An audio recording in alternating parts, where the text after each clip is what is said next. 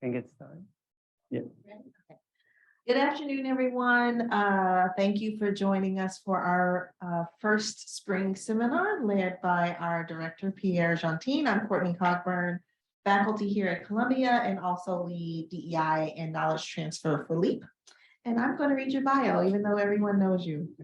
Pierre Gentine is the Maurice Ewing and J. Lamar Warzel Professor of Geophysics in the Department of Earth and Environmental Engineering and Earth and Environmental Sciences at Columbia University. He studies the terrestrial water and carbon cycles and their changes with climate change. Pierre is the recipient of the NSF, NASA, and Department of Energy Early Career Awards, as well as the American Geophysical Union Global Environmental Changes Early Career Medal and American Meteorological Society Messenger Award. He is the director of our center, Learning the Earth with Artificial Intelligence and Physics, the largest funding mechanism of the NSF. And today he'll be presenting on physics to machine learning and machine learning back to physics. Over to you, Pierre. Thanks, Courtney. And congrats to you to be officially tenured. It's a bit of a sad day because our managing director, Erin Murray, is going to be leaving. So that's tomorrow will be our last day with us. So thanks for being with us. It was wonderful to have you here. Great. So I wanted to talk about some work we've been doing potentially in my group, also very connected to what we are doing actually in the center itself.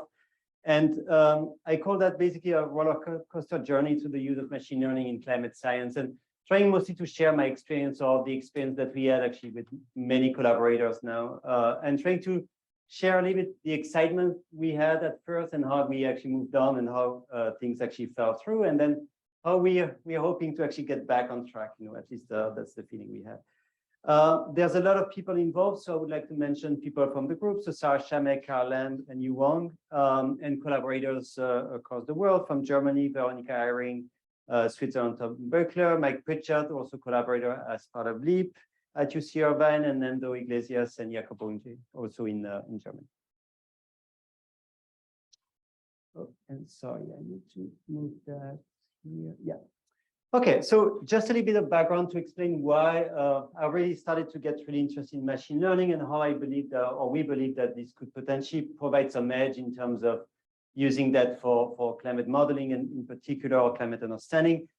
A lot of that started with starting to look at climate models. And basically when we look at climate models, there's still a tremendous amount of spread or variance if you start looking at the projections of those different models. And one metric of that is to look at climate sensitivity, which is basically the response of the global air temperature to a doubling of carbon dioxide. And the main point of this picture is actually showing you basically the spread that you have across different models. So every circle here is showing the response of a climate model to basically to climate sensitivity and therefore to greenhouse gases. And the main point here is to show when models will actually pass the 2 degrees of global warming, so the threshold that we use for the Paris Agreement. So that's one thing we use for policy making. And the main point being here that many models, actually all models, show very, very different results. So when are we going to pass those 2 degrees of warming compared to pre-industrial? Some models are saying that's going to be in 2035, and some models are saying it's going to be in 2060. So we have very substantial range in terms of when we believe we will achieve those 2 degrees of warming. And of course, what it means is that that spread is so tremendous that it becomes very difficult in the back end to start and adapt. So we don't know if that's going to be tomorrow. So 2035 is almost tomorrow, as opposed to 2060. You have planned for policy making or for planning and infrastructure in particular. Now, the question is why do we have so much variability and so much variance across those different models? And that's just a scatter plot here showing basically that it's very strongly correlated with clouds. And you could kind of think of that in a pretty easy way, that clouds are very reflective, right? So if you have more clouds in your models and they tend to be brighter, they will actually reflect more energy back to space. So they will cool off a little bit some of global warming, right? So basically what it means is that you have models here that are darker, right? They have what we call an amplifying feedback. They have fewer clouds and the clouds are darker. And then you have models that tend to have more clouds and clouds that are brighter, and they tend to be actually more optimistic in a sense. So they will actually buy us time. And so basically for those models here, we expect that we will reach 2 degrees of warming compared to pre-industrial way later, like in 2060. So quick summary of that, it means that clouds are really important. They are at the very heart of what we call climate sensitivity and basically the response of the planet to greenhouse gases, okay, even though they are really small. And feel free to ask if you have any questions. And it's not just a global issue. So what I showed you before was just the response of global temperature, but it's more than that. You can start thinking about regional scale, which is much more related to what we experience on a day-to-day basis, right? Typically, we think about how the world is going to change around us. And one example of which is to start looking at regional precipitation. So this is just an example here of precipitation distribution across the US here in the summer, June, July, August here. And you can compare the results basically from a model. So that's actually our collaborators as part of LEAP. So that's the CAM, so the Community Atmospheric Model from NCAR. Pretty good model, but not a particularly bad model, pretty good one actually, compared to observations. So that's the green line here is showing you the model compared to the observations here from some satellite observations. And the main point being here that we are basically missing out a lot of the extremes, okay? So that's very important because again, for planning purposes, you want to know how the extremes are going to change. But if we cannot even get the extremes correct historically, how can you actually expect that we'll be able to do a good job moving forward, right? So there's really a big discrepancy here. So we are really not getting very extreme events. And we call that typically the drizzling issue of climate models. They tend to precipitate too frequently and in the form of drizzle as opposed to very intense precipitation. Okay, so that's a major issue in the models, again, at the regional scale. I would like to point out, we get back to this here, that if you have a model, like this is basically a climate model as well, but at much finer resolution, it's much, much closer to the truth, right? So that's good news. It means that resolution actually matters. We can do potentially a better job in that case. And you could start thinking about some basic metrics, right? Like droughts, right? Droughts are really important. You want to know if in the future, you will have more or fewer droughts, right? That sounds very important for water management, for agricultural purposes. And that's a very nice summary from the IPCC here, summarizing basically the results, again, coming from those climate models. And I'll spare you the details, but those are the different continents here, like North America, South America, Europe, and Africa. And the main point being here that there's only 2 places where we believe that the changes are significant in the past and in the future. That's the Western North America. So we've heard a lot about the US Southwest drying and the Mediterranean, right? So places where we're witnessing a lot of wildfires over the last couple of years. But for the rest of the world, we actually don't know.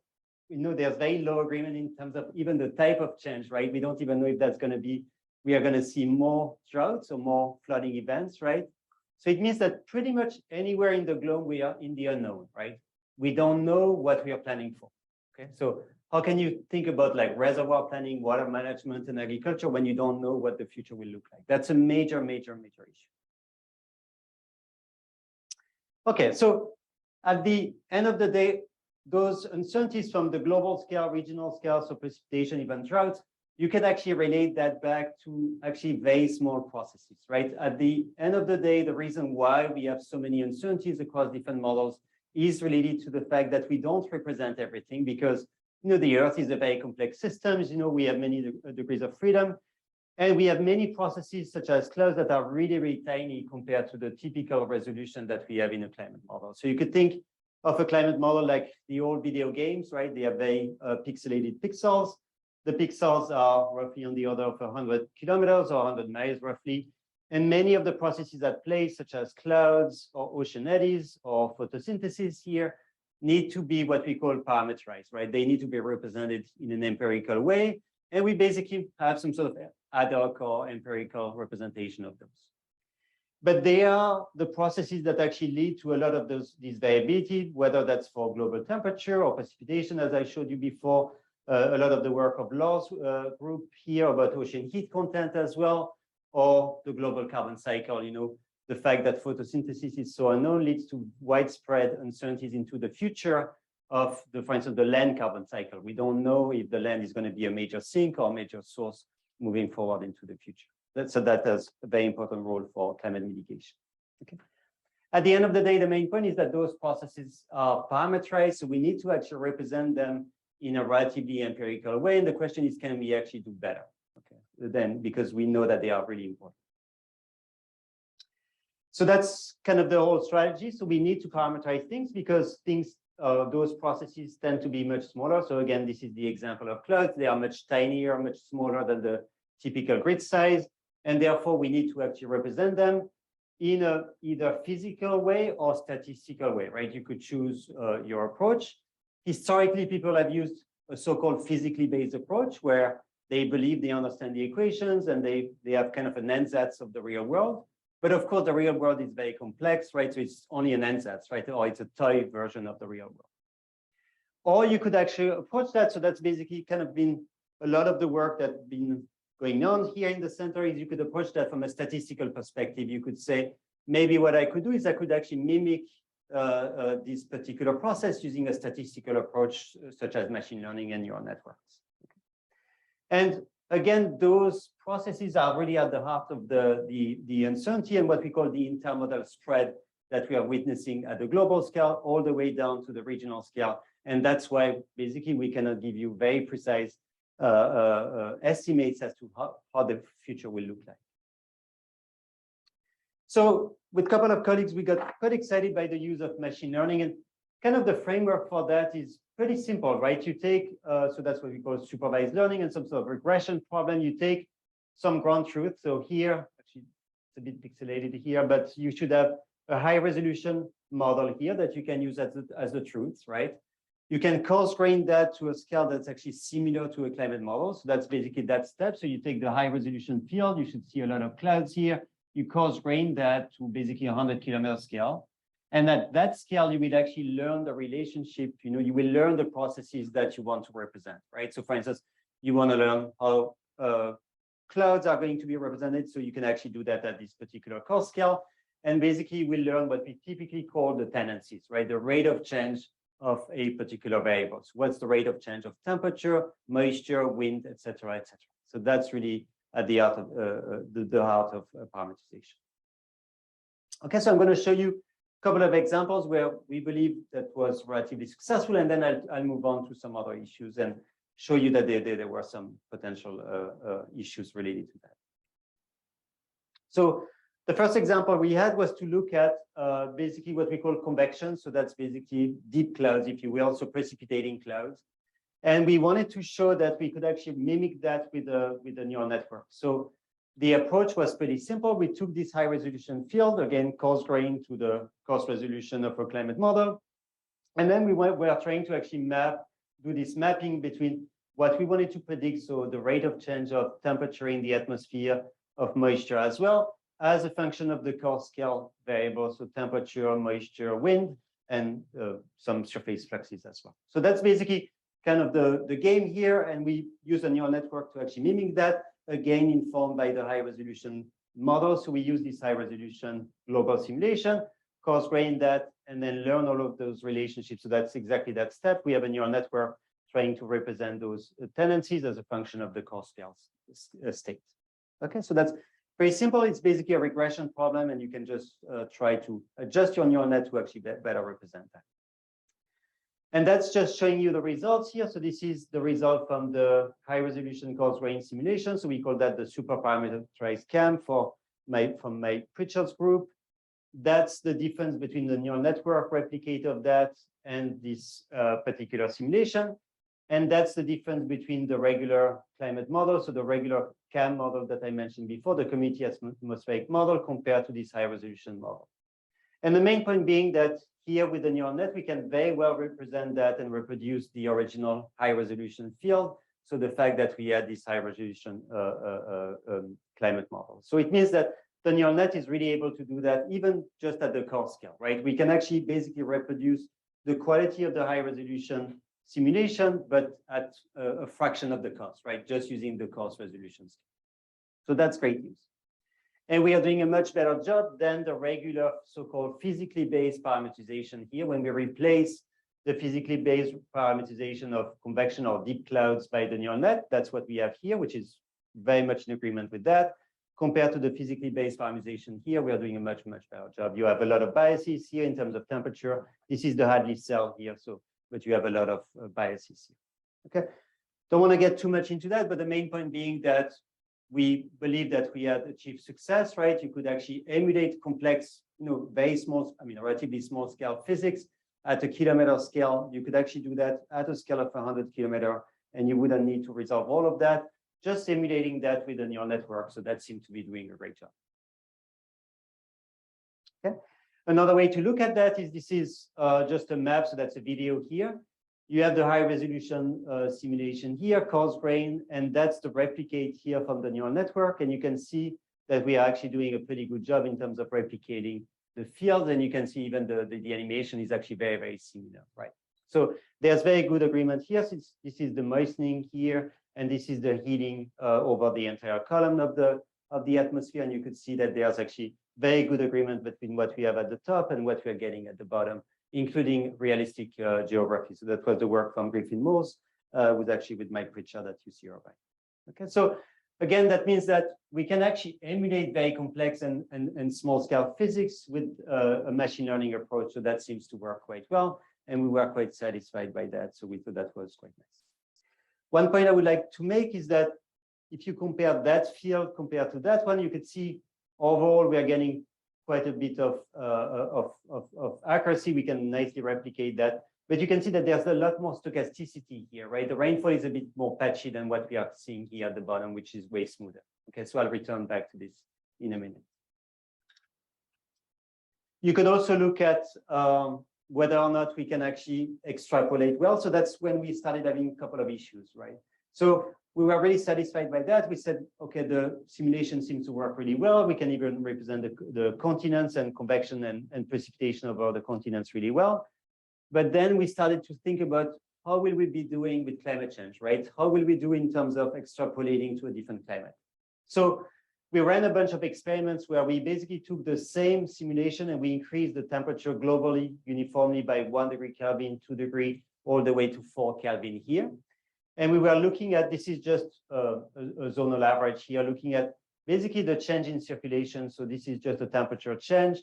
And that's the high resolution simulation at the top. And we wanted to see if a neural network learned on the historical period, so this period here, could actually replicate the future. So that was kind of the game we were trying to make. So basically, we trained the neural network just on that particular temperature, and we wanted to see, can we actually extrapolate to temperatures we have never seen, like all the way to 4 degrees Kelvin. And the main response was, it was completely failing.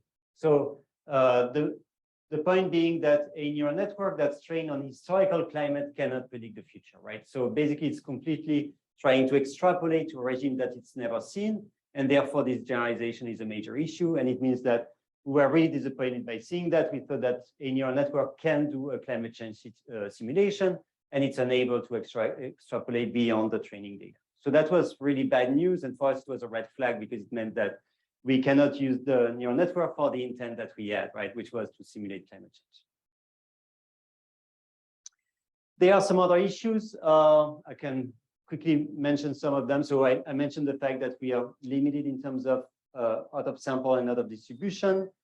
We can also have what we call spurious correlations. The fact that at the end of the day, a neural network is just building correlations.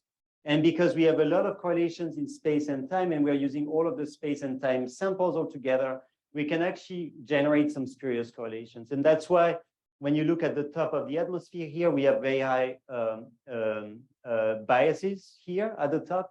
And we believe that's due to like some spatial and spatial artificial correlations between the bottom here, so what we call the boundary layer, and the top here because of just the spatial structure of that. And then the last issue that we found is that there were a lot of instabilities, so numerical instabilities when we were to plug a neural network directly into a model, so a climate model, and we had like temperatures reaching, for instance, 600 Kelvin, right, which is completely unrealistic. And the reason for that was just numerical issues, right? You would actually plug that neural network directly into the model, and it would actually blow up. So that was one of the major issues. There were other issues such as not conserving energy. So we actually started to look in each column whether energy was conserved or not. And basically the neural network here, so that's the neural network energy prediction, and that's the true energy here in the column. And you could see that we were close to a one-to-one line, so there was close to an energy conservation, but not quite there, right? So there was a mismatch here, which means that in each individual column, we are actually losing or gaining energy. And that's an issue because climate change is all about a small energy imbalance at the top of the atmosphere. So you want to exactly conserve energy. That's a strict requirement, right? So you cannot allow to be just to be close to the one-to-one line. You need to be exactly onto that one-to-one line. You cannot have any type of missing energy.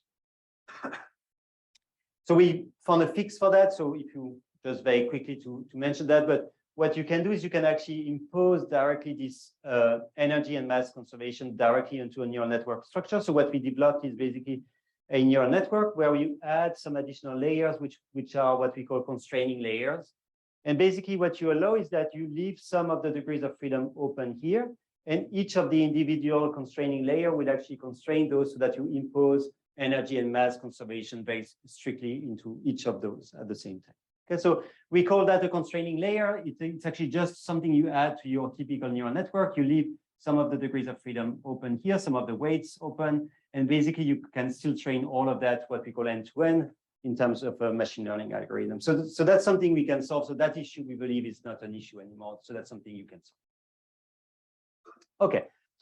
So basically, quick summary of what we've learned, or at least my perspective on that in terms of how we can use machine learning, at least for convection, is that at first we got really excited. We thought that, I mean, the initial work was really exciting. We could actually correct a lot of the issues with convection, which has been a long-standing issue. And we thought that was really a great success. But then we started getting into the weeds, and we saw that the models could not generalize, so cannot do any type of climate change simulation, which was the intent. It lacks numerical stability, so you can't actually plug that directly into a model and hope that it would actually work. So there's a lot of issues there. And that's related to Alex's work here. It misses some physical invariance. So there could be some mass and energy conservation. You could have also some other like more sophisticated invariances. So typically they don't have that. But the question, and that's kind of the rest of the talk, so that's why I didn't want to spend too much time on that, is really the question is, what did we learn except for just curve fitting, right? We were able to replicate something, but what did we really truly learn, right? We can replicate convection, but did we learn convection better? I mean, that's really the question at the end. And so that's why a lot of the work, at least in my group recently, has been dedicated to looking at physical invariances to improve basically model stability, generalization, and also interpretation as well. And also trying to think about lower dimensional representation of processes so we can start more getting more understanding and predictability at the same time, right? So trying to get into the weeds of those algorithms so we can understand them better. So I'll show you just a couple of examples looking at this, what we call lower dimensional representation, and trying to see how we can use those tricks as a way to better understand physics. At least that's the way we are approaching that. So I'll start with the first example, which is related to cloud organization. And so we know that clouds are highly organized, so they can be patchy or they can have different shapes. So for instance, here you have more of a flowery shape, what you have as gravel here, sometimes some sort of fishbone structure here, or sometimes what is referred to as sugar, but they tend to be organized in specific patterns. And that was actually a competition that people created to actually classify them and with human supervision. And that's true in observation. So this is just some satellite observations here, but it's also true in models, right? So if we run one of the high resolution simulations I was talking about before, like roughly at a kilometer scale, you have some simulations that will basically create what we call patchy convection, so popcorn type convection, where basically precipitation happens pretty much anywhere, it could be pretty random.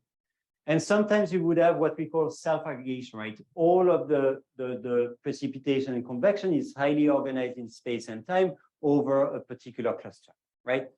And what you could think is that maybe it doesn't matter if you just look at the average, but of course it would matter in terms of how you experience extremes, right? I mean, you would expect, for instance, precipitation to be much more intense over that particular regime than compared to here, right? So that particular extreme may be different. And there's also a pretty strong impact in terms of the environment. In fact, if we were to take and have a look at the environment here and just the slab average here, you would see that this regime here is actually much more humid. So it's a much more humid environment because the clouds are pretty much anywhere. But this region here is actually much drier. So on average, you actually have a much drier environment. And that happens to be actually very important because this has an impact in terms of relative cooling back to space. So that has an impact on climate sensitivity. So whether clouds are organized this way or that way actually matters for climate as a whole. So that's actually an important area of research, and people have been focusing a lot on that. We call that basically cloud aggregation and cloud organization. So that's very important.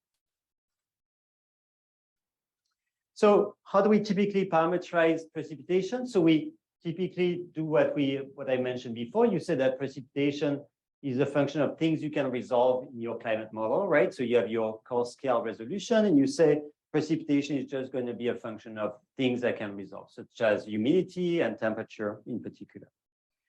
And you have different examples as to how you could approach that. So that's one example, one of the earlier parameterization of precipitation. So you have here a heaviside function. So you have a threshold in terms of some moisture. So once moisture passes some threshold that's temperature dependent, you can have precipitation. So it's like 0, 1. And then it actually also depends on the strength and how much moisture you have in the atmosphere. So the more moisture you have, the more precipitation you have. So that makes sense. You need to have a threshold. If there's not enough moisture, there's no precip. And once you pass a threshold, the more moisture you add in the atmosphere, the more precipitation you will have. So that makes a lot of sense. You have some more sophisticated approaches that are based on some sort of statistics. They assume some sort of distribution of moisture, and then there's again a threshold, and everything above the threshold can actually precipitate. So you have different flavors of that can actually lead to basically generating precipitation based again on just the coarse scale variables that you have here, typically the slab average temperature or the slab average moisture. Okay, but that's basically the main point. And really, at the end of the day, the main assumption is that we believe that precipitation can be predicted as a function of just the things that we can resolve at the very large scale. Okay, but the question is, and I showed you before, it seems that organization might be important, right? How clouds and convection is actually organized might be playing a role. So the question is really, what do we need to include in terms of information about that patchiness or organization? And does that matter? Or do we can we just discard that, right? Maybe it doesn't matter at the grid scale. So that's really the question for the rest of the talk. And you can again see the same type of pattern that I just mentioned in observations as well. So if we look at precipitation binned across some column water vapor, so that's the total amount of water that we have in a column, you can look at as a function of temperature, what is the typical shape? So that's in the Eastern Pacific here, work by David Nealon and colleagues. And the main point being, again, you can see that increase. So you have a threshold here. Once you pass this threshold, you can see that precipitation increases as you increase moisture in the air, right? So that makes sense. You need a sufficient amount of moisture. And then as you add moisture in the air, you will actually increase precipitation. So, and that's also temperature dependent, right? The threshold is actually dependent on temperature, increases with temperature. So that's in observations, meaning many observations and giving, that's just an average here. And you could also look at simulations, and they have overall the same pattern. So those curves are showing the same pattern here for different temperatures. So you can see very similar type of pattern with different thresholds for different temperatures. But the main point here is that if you look at individual sampling, so if you take one column at a time, you can see that there's a lot of spread around that curve, right? So there's a lot of variability around one particular curve. So the curves I'm showing you here are just an average across many samples, but there's a lot of spread across that. So it means that precipitation, we think of that as being very stochastic. Even if you knew the amount of moisture in the column, you cannot predict exactly how much precip you will have. You know, it's going to be very difficult, and people just think of that as being stochastic and say you have to represent that in a stochastic way.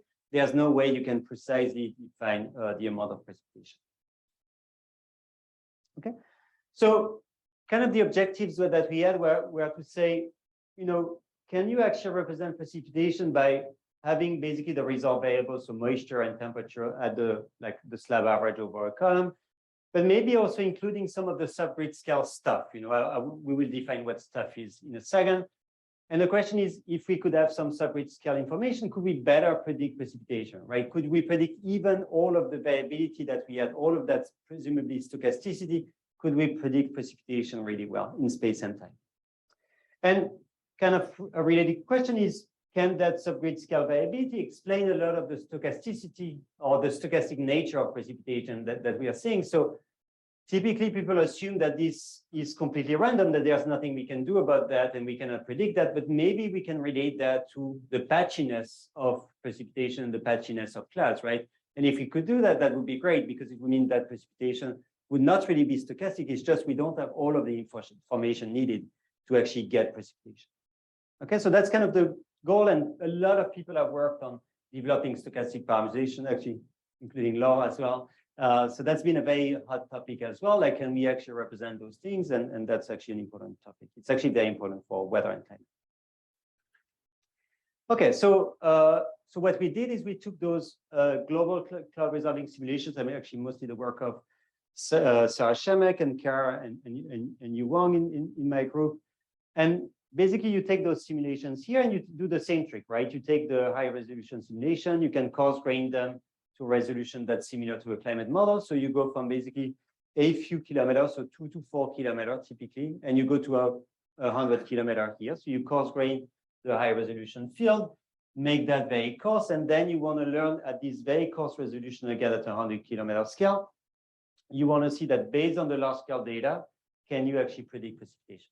And the large scale data that we use is sea surface temperature, so temperature of at the surface, precipitable water, so the total amount of moisture in the column, and then some additional variables, so moisture at the very bottom and temperature at the very bottom. So just to have some information about the surface and the boundary layer to know, because that's important for triggering of precipitation, we know. So basically, those are variables again at a 100 kilometer scale. So we take the average value across of all of those fields, and we just plug that into a neural network, and we want to predict precipitation. Okay. And when we do that, so again, we only have those 4 variables to predict precipitation. We do that across space and time. And when we do that, we can actually get that curve that I showed you before, right? That increase that we see where as we increase the amount of moisture in the air, so this precipitable water, we can actually see the increase of precipitation. So we are capturing kind of the mean behavior, right? But a lot of the spread that you see here is kind of the variability within each individual column, right? And you can see that there's a lot of variability that we cannot capture based on that single neural network, right? So what this means is that we are unable to capture this stochastic nature of precipitation. And if you look at the R-square is actually very poor. We are about 0.2 in terms of the R-square. Even if you were, in that case, we're adding information of the boundary layer and moisture and temperature at the lower levels. And you can see, again, the variance which is predicted here is much, much lower than the variance that we have across different pixels. Another way to look at that is to look at the precipitation distribution that we have. So this is the truth here in blue, and predicted by just using sea surface temperature and column water vapor, we are getting this precipitation distribution. If you add temperature and moisture at the very first level at 2 meters, you're getting that. So basically the same issue we had before, this drizzle issue, where you have too many low frequency, low intensity precipitation events, and you cannot get the extremes right. So the main point being here is that we cannot get the stochasticity of rainfall, and we cannot get the extremes of rainfall, right? So based on this deterministic approach, we cannot get the most extreme events, right? So that's why people think that you actually need to use a stochastic approach to actually get those extremes right. And that seems to be really critical. So the real question is, can we correct that? Is there a way to learn and correct that so we can actually get the extremes correct and we can actually get the right precipitation distribution? So the main point, we wanted to actually start thinking about subgrid scale processes. So again, what we want to test is, what if we were to add to that some subgrid scale information, right? And you could say the obvious thing is to think about some metric of organization, right? So the metric of like clustering in a sense. So can we measure the clustering that we have here? Is there some sort of measure we can use to say this is very clustered or very organized? So we looked at the literature, and every single one of them, you don't need to look into that, but every single one of them is a definition of organization or some metric of organization. So there's a zoo of them. And so the question is, which one do we choose, right? And we could actually choose any of those and try to predict precipitation. But we said maybe there's a better way of doing that. Maybe we can also learn the right metric at the same time. Okay, so instead of plugging one of those organization metrics that are made up, we want to say, can we actually learn the organization itself? So that's kind of the trick. So the idea is relatively simple. You say, I take the high resolution field, which is this precipitable water here, which is basically of size 32 by 32. So that's the coarse resolution pixel here. You encode the information into what we call a latent space, so just a few dimensions here. And you want to extend that back. So you want to basically reproduce that with what we call an autoencoder, which is basically encoding that and then decoding that. You could think of that it's like image compression, right? You're compressing the information into just a few dimensions here.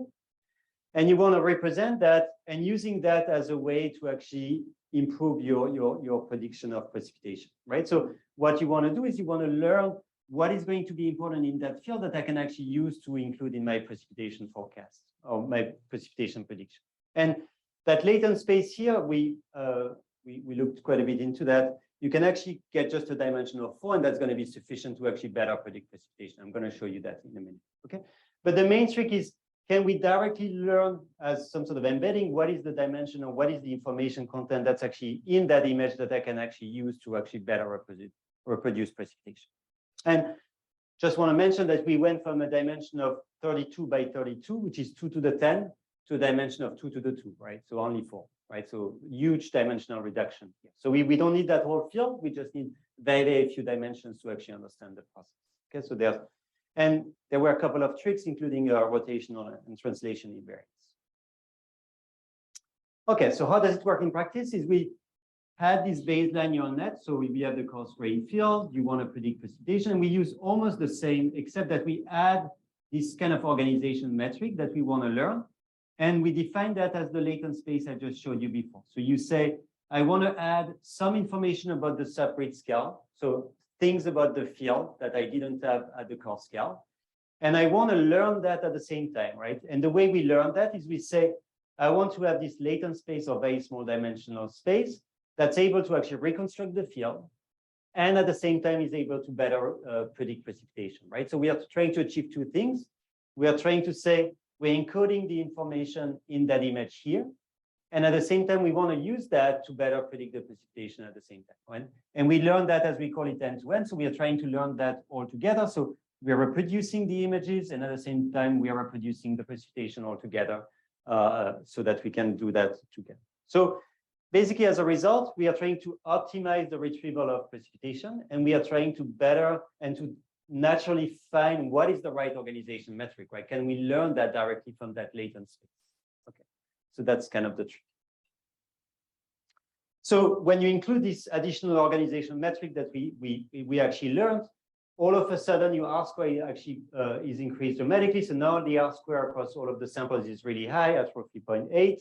The variance now predicted by this model is almost exactly overlaid onto the one that we had from the original sample. So that's great.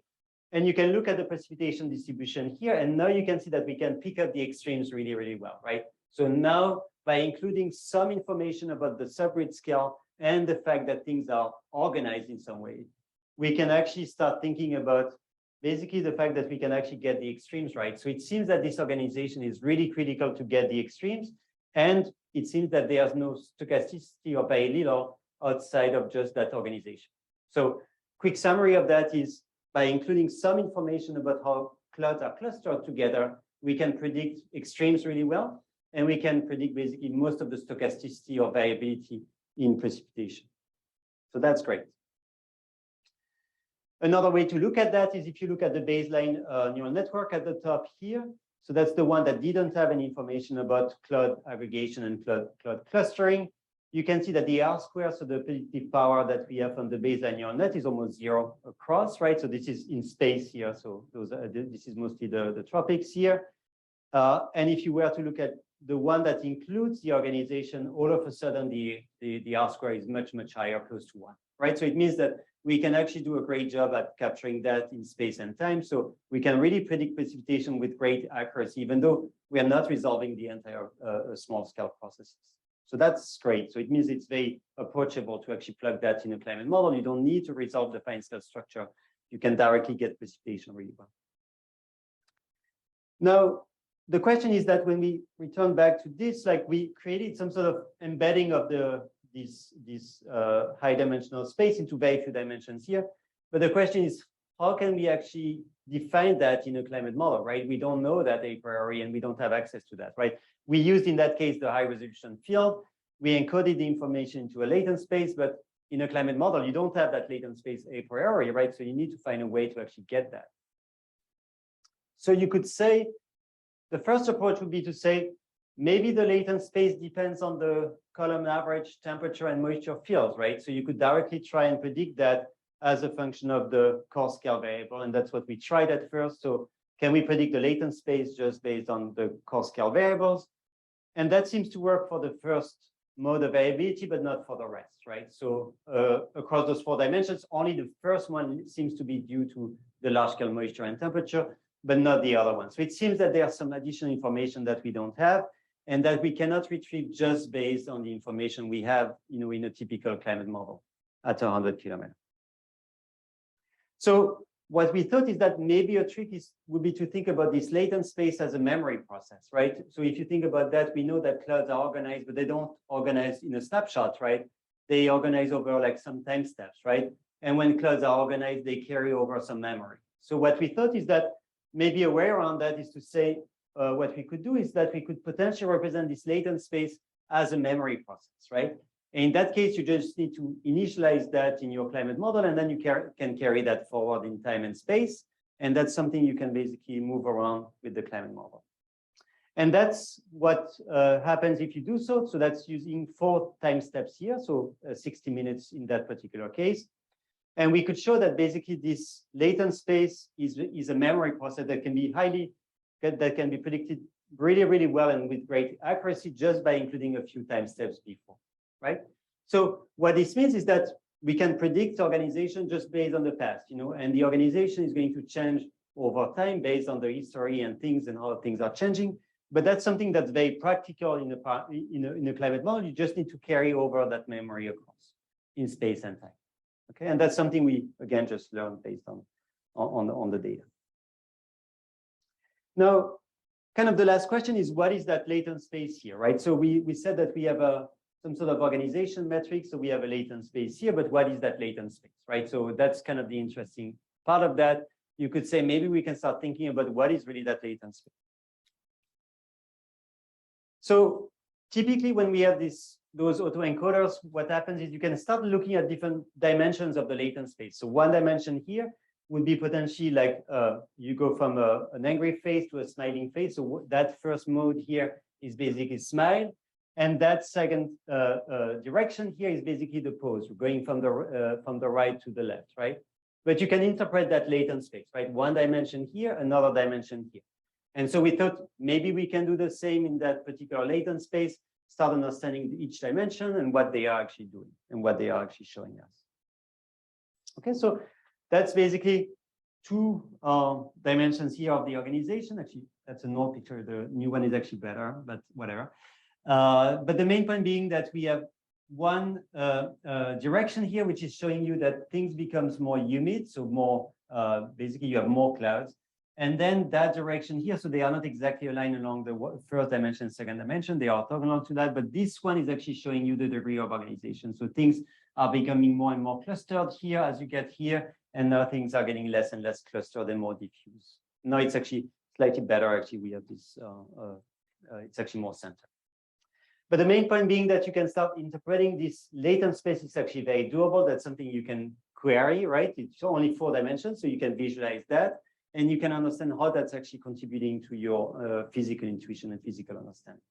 And kind of the great thing is that we didn't impose any physics here. We just learned the physics by itself, right? We learned the physics by trying to actually replicate precip, right? And by trying to replicate precipitation, we could show we could actually do a great job at actually learning new things and also improving the predictive power as well.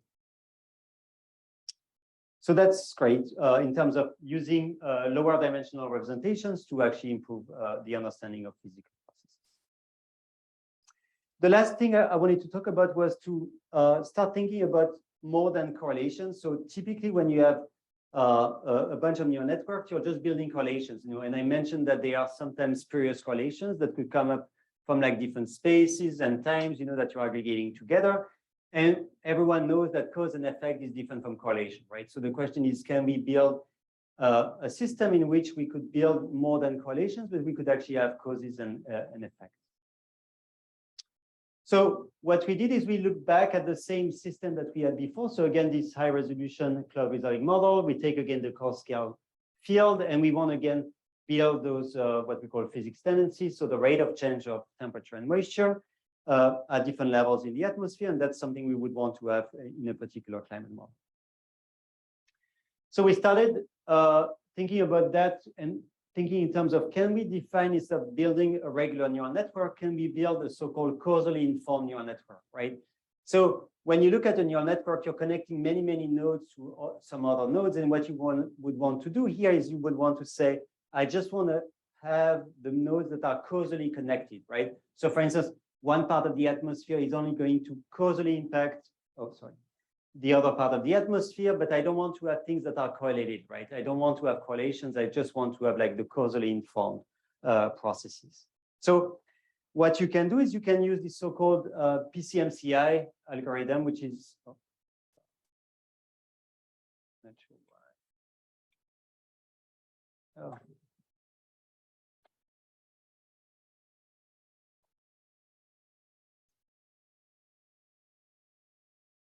Sorry.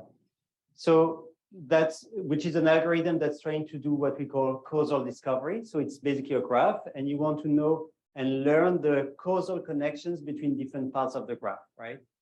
And the different nodes. And basically the idea is that each point here is like a time series, right? And you investigate the time series to try to think about cause and effect in that particular graph, right? And you can look at your entire time series and then try to dissect that, and then basically defining and removing spurious links, right? So if some of the links are spurious, you can actually drop them. And then it would mean that in that particular example, those two variables are causing the one at the bottom, right? So, but the other ones were spurious correlations. So that's kind of the trick.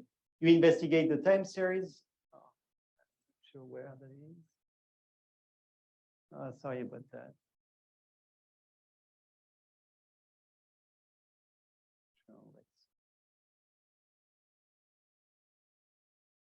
Yeah.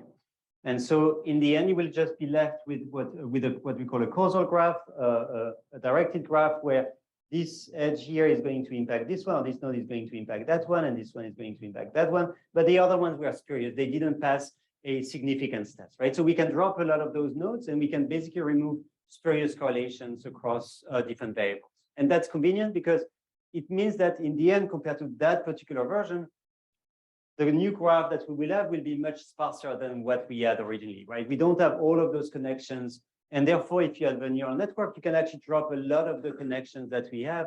If you're familiar with dropout, that's kind of similar to dropout, but causally informed, right? You can drop connections, but based on a causally relevant link. Okay, so that's kind of the approach. We take as a reference a neural network model fully connected, where everything is fully connected. And then another one, which we call a causally, basically a causal neural network, where only the links here that are causally relevant based on this causal discovery algorithm are left.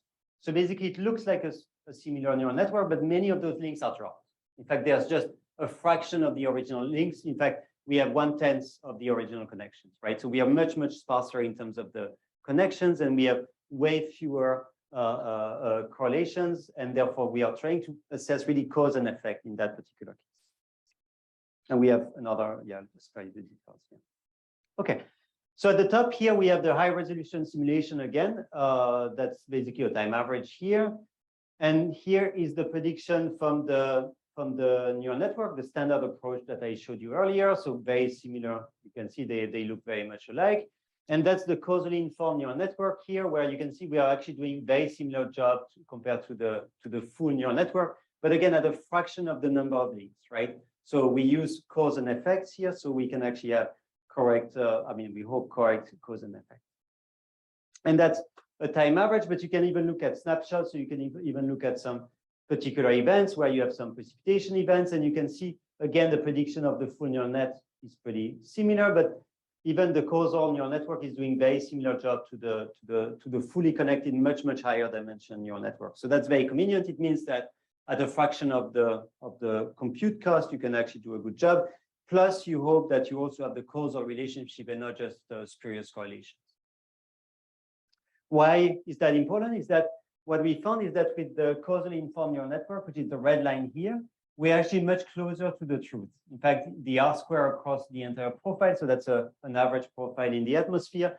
The causal neural network does a better job than the deep neural network that we had originally, because we're really getting the cause and effect. So on data that we haven't seen in the training set, in a new test set, we can actually do a much better job by using this causally informed neural network. So it means, in a nutshell, that this neural network can extrapolate better. So when it hasn't seen the conditions in the original training data, it can do a better job because the links are cause and effect as opposed to being pure correlations, right? So you're actually much closer to the real physics. And we believe that's kind of nice because it alleviates many of the issues, such as spurious correlations that we had originally. There's also way fewer instabilities because now you have real cause and effect, right? So as opposed to spurious correlations that could sometimes blow up, and that were kind of not really under control. And then same as what I was just mentioning before, we are limiting kind of this out of sample prediction issues, right? Because we're really building cause and effect. So you don't have a lot of spurious correlations that could actually act funny, you know, in a data set or in a training, in some data that you haven't seen, right? Or in some conditions you have never seen. So that's, we believe, kind of nice. So that provides really a framework to actually have a much more like physically informed neural network. And you can then also start looking at some interpretative or explainable AI tools so that you can start looking at what particular variable is actually causing what. Okay, so quick conclusions before I just have a few slides to explain a couple of things. So machine learning can do much more than emulating, we believe, these days now, especially in the climate science. So we believe that we can actually learn new things. We can actually discover new processes that were very difficult to actually get before. So I showed you the example of aggregation. That's something that was really difficult to get. And now we can show that we can optimally try to actually learn this process and the process of organization. There's a lot of things to be learned from lower dimensional representation, right? Because that's how you can start interpreting processes in particular. So especially in tandem with physical constraints, right? So there's a lot that can be done there. And I just wanted to raise a few, what I believe interesting challenges, just have a few slides here, but I believe are interesting for the field. So especially for the machine learning community. So the type of work we are doing is actually quite interesting because, and I showed you that a couple of times, we are struggling with extrapolation and generalization, right? We typically have some sampling data. So some example would be climate change. We have data all the way up to today, right? But we are trying to extrapolate into the future, right? So that's definitely an extrapolation issue, very unusual for a typical machine learning algorithm. So we are dealing with very non-stationary processes, right? So that can be an issue to use that. We also have typically sparse observations, right? We want to know what's going on across the globe, but we only have limited, and we have a lot of data imbalance, right? In fact, you could see a lot of the data is like in North America, Europe, and Southeast Asia. There's a huge imbalance in many continents as well. So the data imbalance, and you could think about inequity as well. There's a huge lens to that, which is related to where funding is in terms of where we are acquiring data. And the issue is that this is also biasing the way we approach things, right? It's biasing the way we are actually retrieving things because we always observe at the same places, right? So that's an issue in terms of our capacity to actually generalize our findings to the globe in terms of time and space as well. The other issue that's a little bit unusual to some extent in the machine learning community is that we typically have very, very noisy observations, right? So when we think of a satellite sensor, this is an example of some sort of photosynthesis product here. Actually, Rosine will know that's what we call solar-induced fluorescence. It's extremely noisy, even at a very, very coarse scale. Okay, and that's also pretty unusual in the machine learning community in the sense that the level of noise we're dealing with is very, very high. And the question is, how can we actually use that at scale?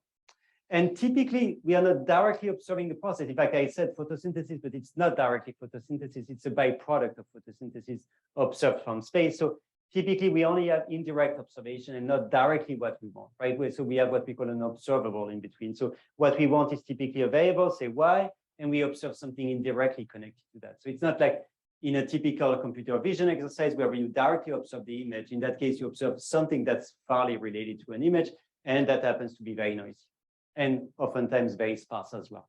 We don't observe all the time, everywhere all the time.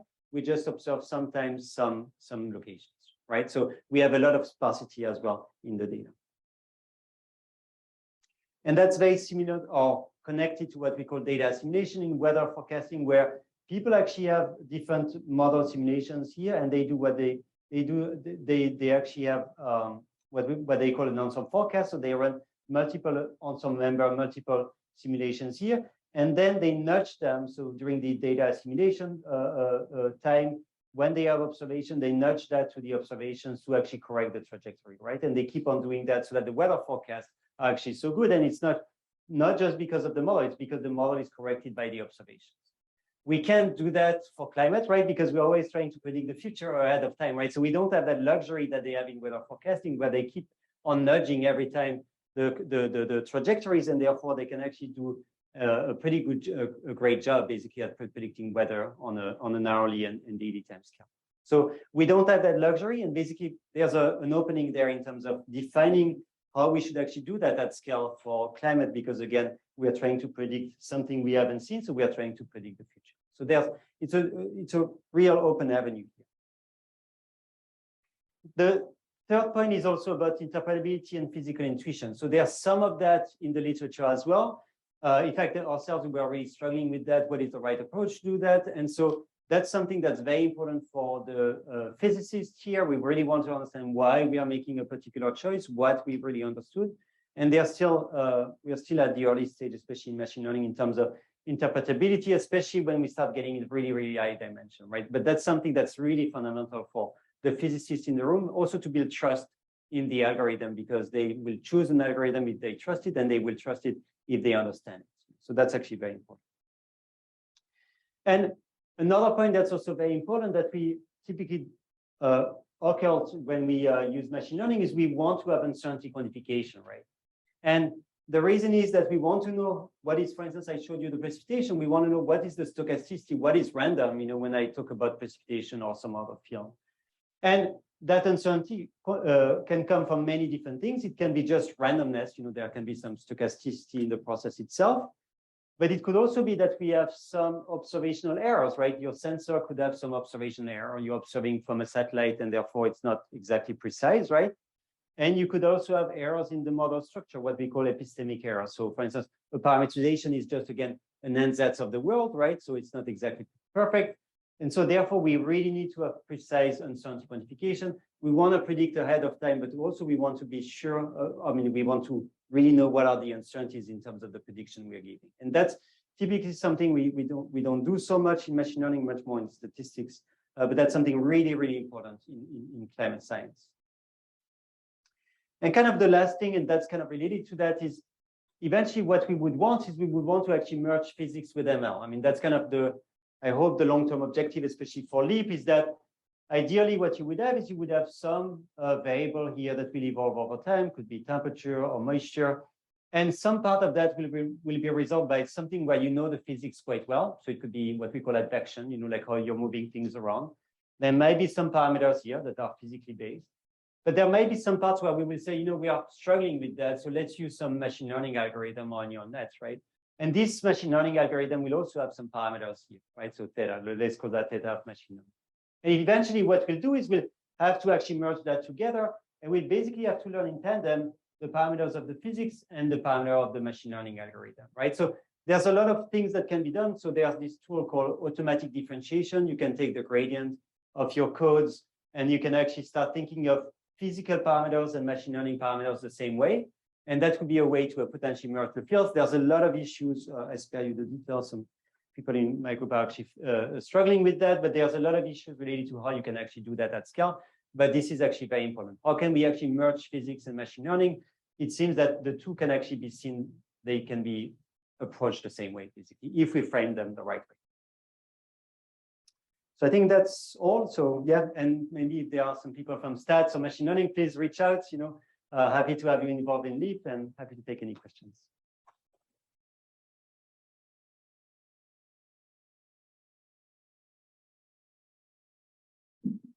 there any questions for Pierre?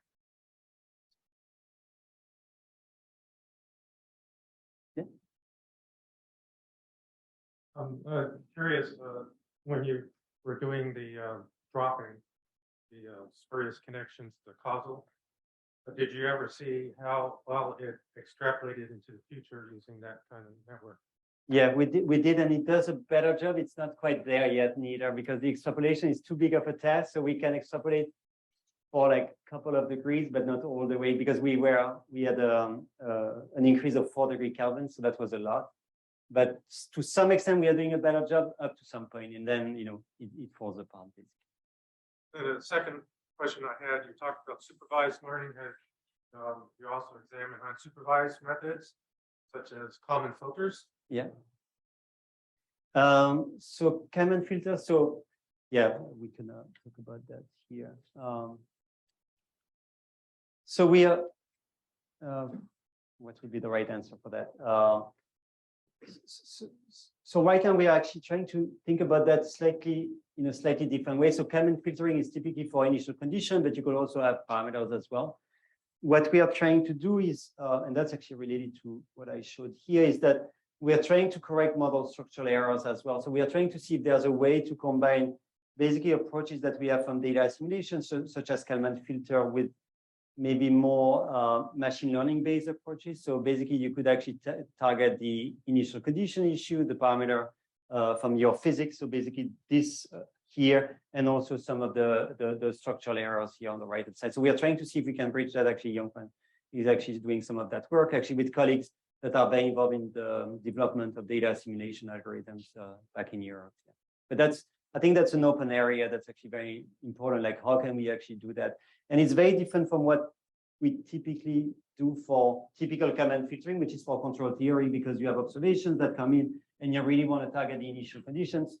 Typically here, and I don't think people really appreciate that, but we don't know the initial conditions so well. So it's much more about correcting model structural errors, So I think that's why we need to reframe that a little bit. What's helped for me is to understand that like common filtering is a continuous version of hidden Markov models. Right. So, when you think of a space of solutions, to toggle between the continuous algorithm versus the discrete algorithm, that helps kind of frame the space of solutions. Right. Agree. Hi, I was wondering when you were talking about predicting the organization-based latent space via memory, have you guys thought at all about how you would invect that memory? I think you said that you carried over memory and space. And yeah. So what we can show is that this. In fact, it's very simple. It's just at first we had more sophisticated. So we started very complex. So we said, oh, let's try with an LSTM, and then I had quite a bit of pushback on that because an LSTM has like a long memory, and that's kind of annoying to have in a climate model. So we just included a few time steps in a nonlinear fashion, so that basically it was a neural network of the previous time steps plus the large scale. And now what we have is just an autoregressive model. So it's just a linear model that depends on the large scale and the previous time steps of the organization. And you can carry that forward in space by just carrying forward through the advection of the large scale. So that's the advantage, right? The large scale temperature and moisture is moving across through the advection, and then you can carry that forward in time, right? So it's actually surprisingly simple. In fact, it's not too far. People do some of that for gravity waves. They also have this autoregressive model. So that's something that's been done, actually, and very practical.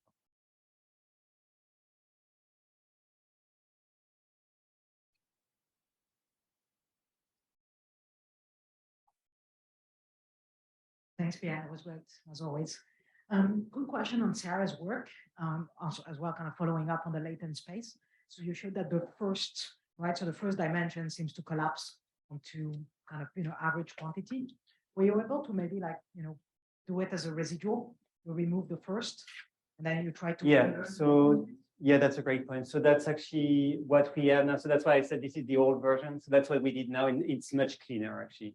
So we removed the large scale component. We could remove all of that, and then we only working on the residual, which is really truly the subgrid scale. exactly. Yeah. So that's why it's an updated version. I should have updated that. Yeah, you're right. And then you can actually see it's much nicer. You can see like a really nice disk in the middle. And then you can see the disk expanding and then diffusing out and taking the whole space. So it's actually much cleaner. I should have taken that. Sorry about that.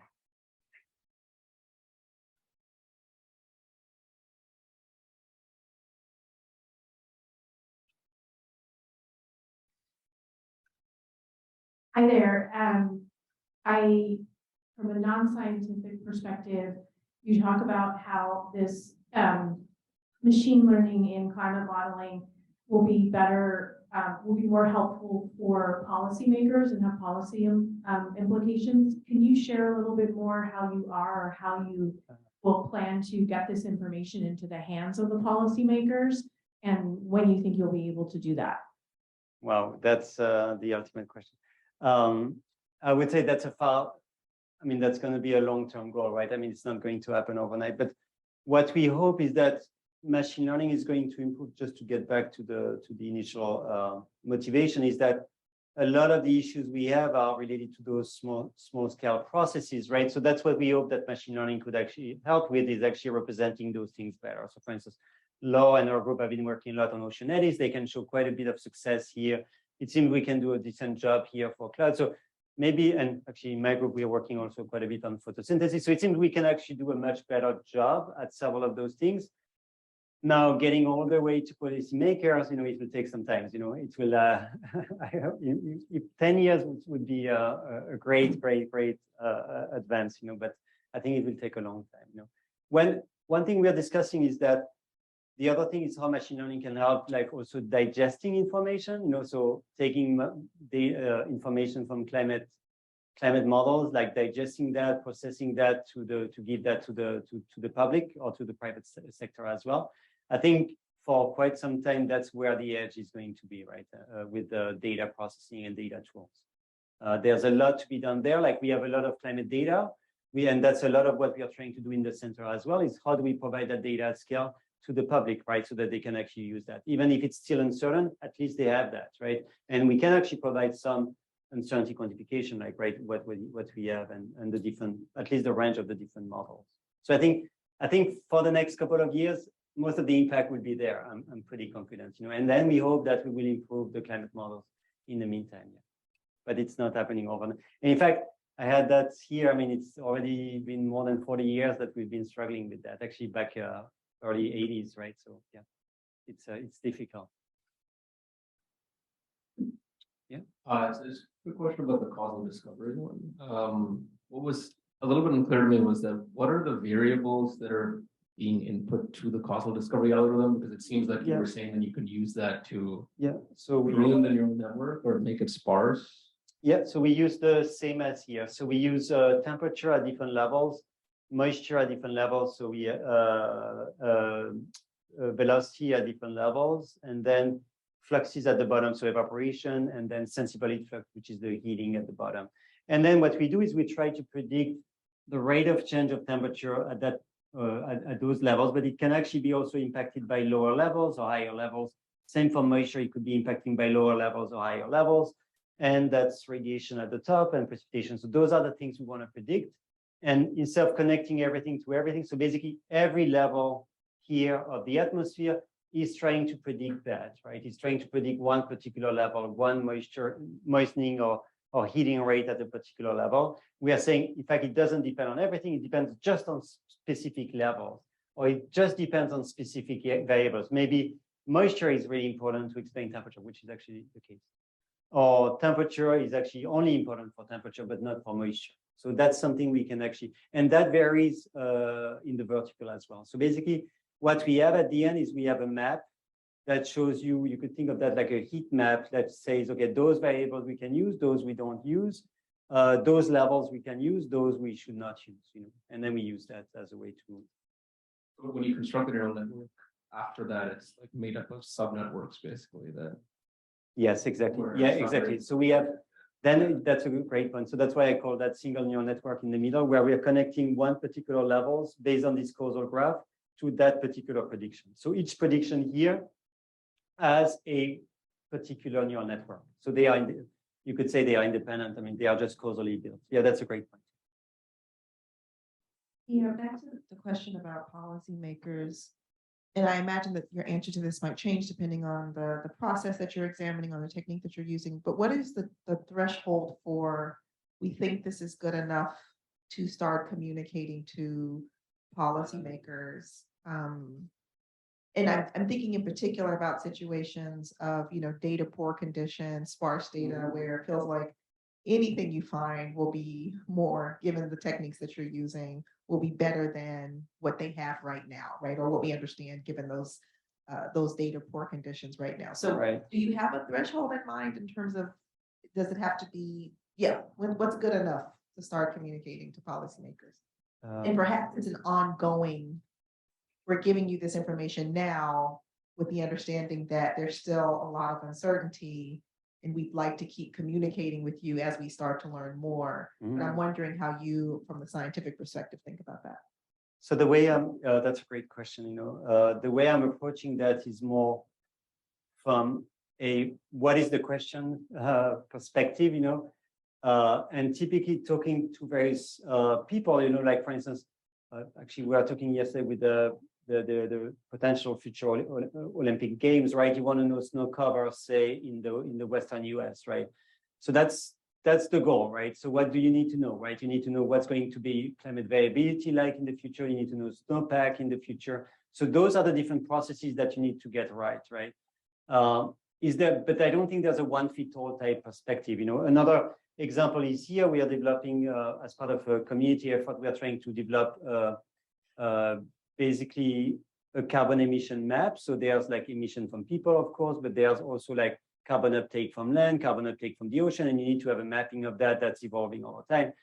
We feel comfortable once we believe we have achieved some level of success at actually being able to reproduce pretty much data anywhere, even wherever it's sparse, so that we can actually provide that. But that's also where it's important to have these uncertainty quantifications that people can say, we can take that information, but we know how uncertain that is. Yeah. So, but I would say to me, it's very tailored to the question. Or the other one would be, you want to look at precipitation. Do you want to look at extremes in precipitation?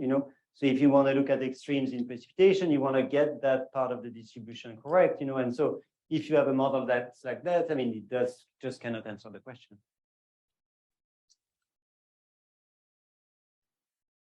We have one last question from a Zoom participant. I can have a look.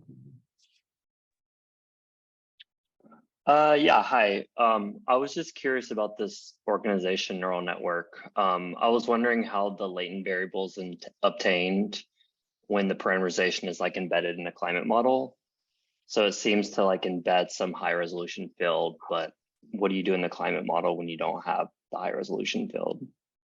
Yeah, great question. So that's what I meant here, that you could say we are cheating, right? Because we have the high resolution field to define that organization, but that's what I tried to explain here. So is that the first option that we had was trying to explain the latent space just on available cause scale variables, right? And it didn't work. And then the second option that we had was we said, maybe that latent space is a memory process. So what we can do is just representing that memory, and that's how we define that. So basically there's a time rate of change of that latent space, and then we can carry that forward in time by including, so basically, if you will, the organization depends on the previous time step, so 4 different previous time steps, and the large scale. And we can actually build a model for that, and that's something that's totally implementable in a climate model, if that makes sense. Yep, that makes sense. Thank you. Thanks.